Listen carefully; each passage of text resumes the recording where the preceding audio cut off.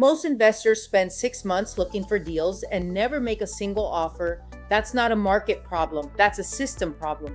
You've got equity in your single family, maybe some cash sitting in a brokerage account, and you know multifamily is the next move. You just don't know where to actually start looking or what you're even looking for.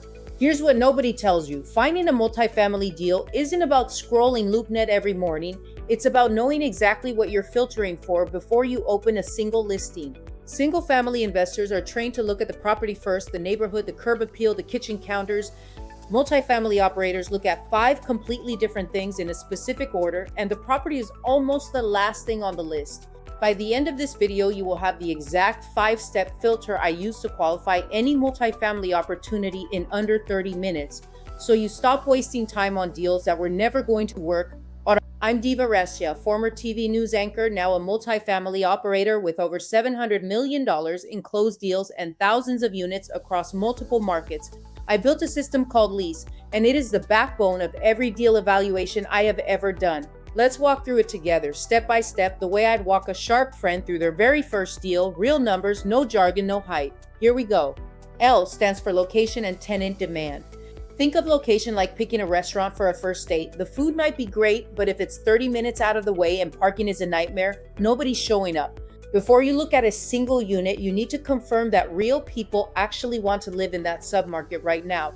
I'm looking at vacancy rates below 7%, job growth from at least 2 different industries, not just one Amazon warehouse, and median household incomes that can support the rents I need. For example, if I'm underwriting a 24 unit in a Sunbelt suburb, and I see that population grew 4% year over year and Class B vacancy is sitting at 5.2%, that location just passed my first filter.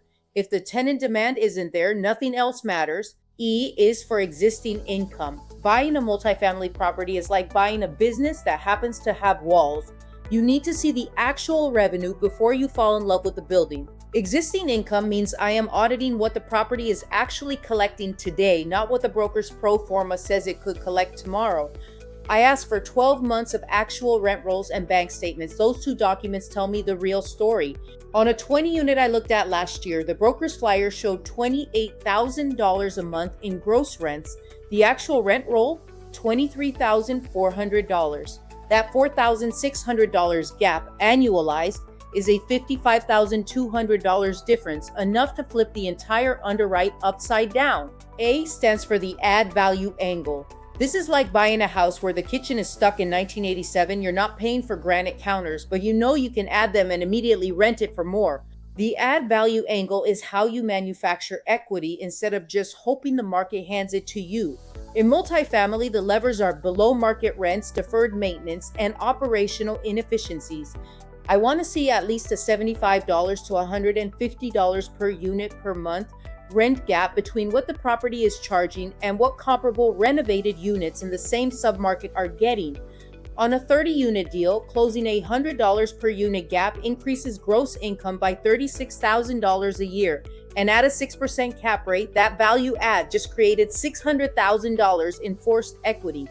The structure layer is where a lot of first-time multifamily buyers get burned because they assume financing works the same way it does on single family. It does not. For a property with 5 or more units, you are almost always in commercial lending territory. Think Fannie Mae small balance loans, agency debt, local community banks, or debt funds, each with different terms, prepayment structures, and recourse requirements. I always model 3 scenarios. The deal works at current rates, the deal works if rates move 75 basis points against me, and the deal still throws off cash if vacancy climbs to 10%. If it fails all 3, I don't care how good the location is, I'm moving on. Structure protects your downside. The add value angle creates your upside. And finally, E stands for exit. You wouldn't start a road trip without knowing your destination. Even if you change routes along the way, you have to know where you're going before you get in the car. Every deal I underwrite has a written exit thesis before I make an offer. That means I know whether I'm targeting a 3-year value add flip into a 1031 exchange, a 5-year hold with a refi and cash out somewhere in year 3, or a long-term buy and hold for generational cash flow. If I'm buying a 30 unit in a growth market at a 5.8 cap with plans to stabilize and sell in year 5, I need to know that institutional buyers are active in that market at 4.5 to 5 caps. because that spread is where my investor returns live. Know your buyer before you become the seller. The LEASE framework changed everything for me, and it can do the same for you. If you're ready to master this, my Foundations course walks you through it step by step. Link is in the description. Let's get to work.